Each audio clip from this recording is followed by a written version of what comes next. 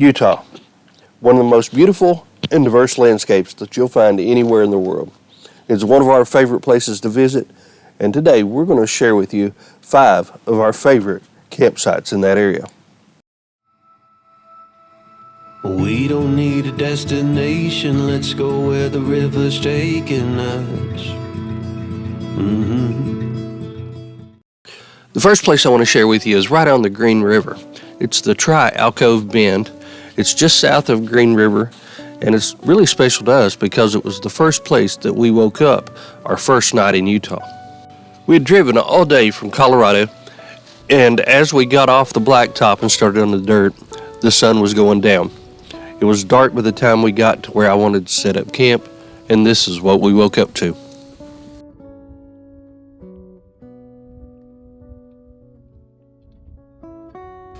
As the sun came up the next morning, we got to see for our own eyes the beauty that everybody had talked about that was Utah. If you're somebody who has never been to Utah, the landscape here is like no other, and it's definitely a place that you'll want to visit.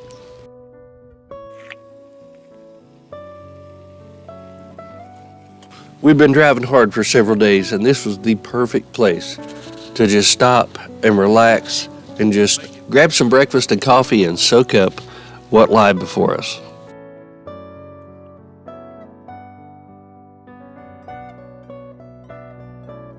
From the Tri-Alcove Bend, we're going to jump on over to the Henry Mountains. As diverse as the landscape is here in Utah, so is the climate. If you're here in the summertime and it's a little bit too hot for you, you're looking for some reprieve from the heat, all you have to do is climb one of the many mountain ranges around, and you can instantly find some refreshment. That's exactly what we did in the Henry Mountains. Within an hour of being on the desert floor, we had climbed to a little over 8,000 feet, found a beautiful stand of aspens, and a perfect campsite for the night.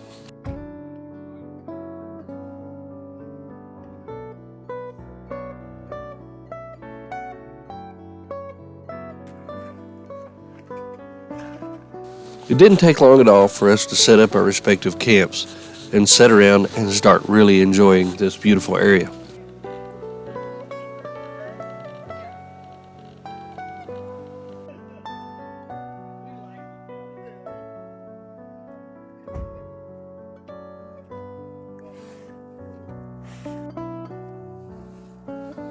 This was another campsite that we spent quite a bit of time at in the morning. We actually could have spent several days here and would have been just content as we could be.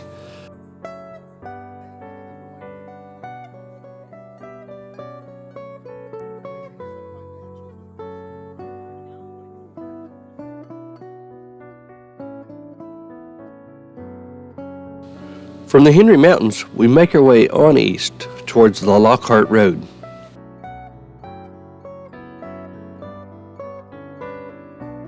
This was the southern campsite of the 2 that we had stayed on the Lockhart Basin Road. This one was not too far from Canyonlands. We had finished up Elephant Hill late that evening and got here right before dark again, and there was inclement weather coming, so we battened down the hatches, strapped everything down the best we could, and got ready for the night.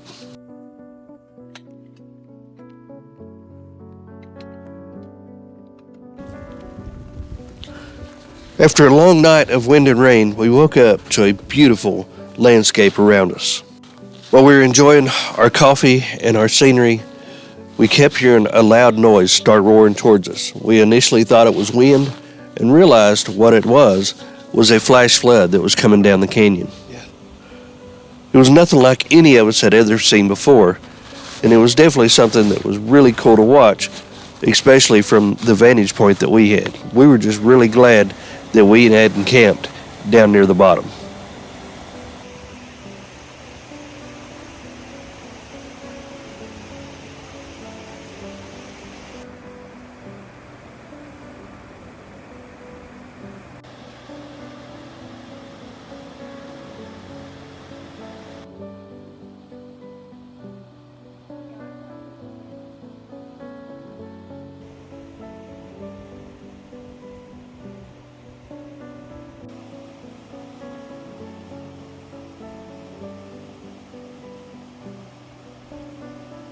As we left this camp, we headed north on towards the Lockhart Basin.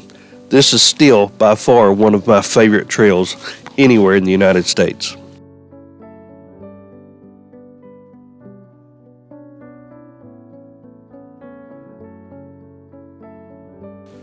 From the Lockhart Basin, we're going to make our way a little bit back northwest towards one of our other favorite areas, the Temple Wash.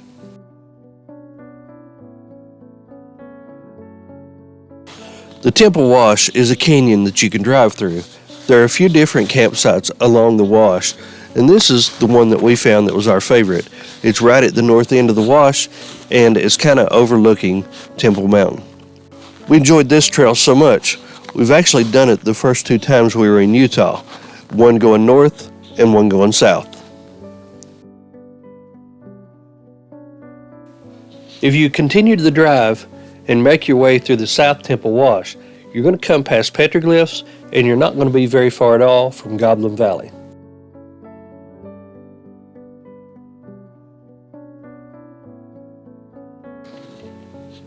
As we leave the Temple Wash, we're going to head way west over to the Gooseberry Mesa. The Gooseberry Mesa is located just outside of Zion National Park. As a matter of fact, you can see Zion from this campsite. We're not too far from St. George, and this is a beautifully diverse landscape with all kinds of colors. Between where we camped and the edge of the mesa, there's a mountain biking and hiking trail that goes all the way around the edge of the cliff, with beautiful vistas and scenes off into the Zion National Park. One of the other things that made this campsite so special was the opportunity to hang out with Lauren from XGRID Campers and the folks from Atlas Outdoors.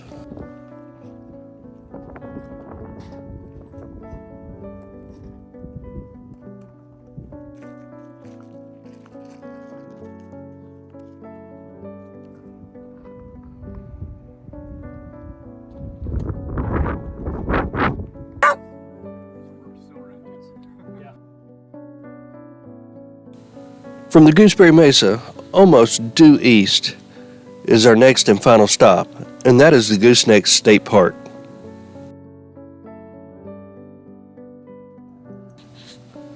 There are several campsites just outside of the state park that are actually on BLM land. You'll be overlooking the Goosenecks of the San Juan River. Right through this particular area here in the Goosenecks, the river travels 6 miles within a length of 1 mile. Another cool thing that you can see from this vantage point is parts of Monument Valley.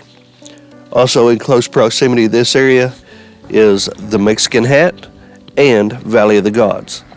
Once you leave here, you can make your climb up onto the mesa by way of the Mogi Dugway. If you're interested in these locations or any of our other tracks or waypoints, you can find them all on our Patreon. I hope you found this video enjoyable, and until next time, see ya.